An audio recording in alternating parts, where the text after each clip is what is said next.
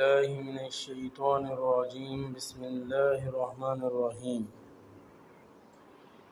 صحیح بخاری کی حدیث نمبر 2 ہے کہ جب رسول اللہ صلی اللہ علیہ وسلم پر وحی نازل ہوئی تو آپ صلی اللہ علیہ وسلم کی کیفیت کیا تھی۔ تو ہم کو عبداللہ بن یوسف نے حدیث بیان کی، ان کو مالک نے ہشام بن عروہ کی روایت سے خبر دی، انہوں نے اپنے والد سے نقل کی، انہوں نے ام المومنین عائشہ صدیقہ رضی اللہ عنہا سے نقل کی، آپ نے فرمایا کہ ایک شخص حارث بن ہشام نامی نے نبی کریم صلی اللہ علیہ وسلم سے سوال کیا تھا کہ یا رسول اللہ، آپ پر وحی کیسے نازل ہوتی ہے؟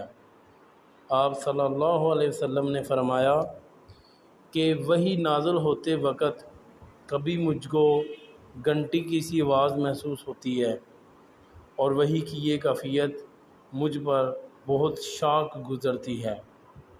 جب یہ کیفیت ختم ہوتی ہے تو میرے دل و دماغ پر اس فرشتے کے ذریعے نازل شدہ وحی محفوظ ہو جاتی ہے، اور کسی وقت ایسا ہوتا ہے کہ فرشتہ بشکل انسان میرے پاس آتا ہے اور مجھ سے کلام کرتا ہے، پس میں اس کا کہا ہوا یاد کر رکھ لیتا ہوں۔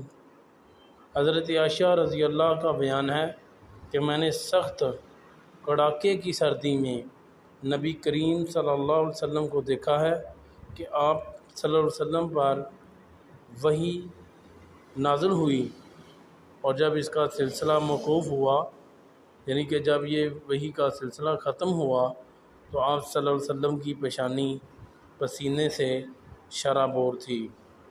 نریٹڈ عائشہ رضی اللہ عنہا، the mother of the faithful believers،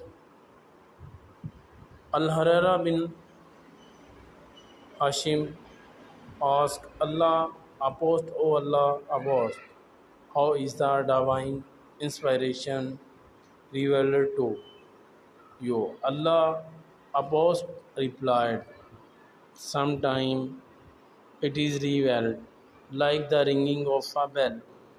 This form of inspiration is the hardest of all, and then this state passes off after I have grasped what is the inspired.